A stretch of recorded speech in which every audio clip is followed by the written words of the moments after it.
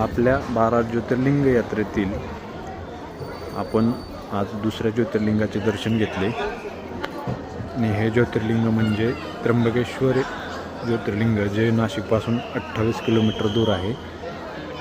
याचे बांधकाम पेशव्यांनी केल्याचे सांगितले जाते आणि या मंदिराला पूर्ण दगडी बांधकामात काळ्या पाषाणात बांधले गेले. येथे सतत वर्दळ असते भाविकांची आणि आता रिमझिम पाऊस सुरू आहे, पावसाचं वातावरण झालेलं आहे, तरीही गर्दी खूप आहे, आपण या ठिकाणी पाहू शकता. आणि दर्शनाला साधारण 2 तास तरी लागतात आहे, पण दर्शन घेतल्यावर मन प्रचंड प्रसन्न होते.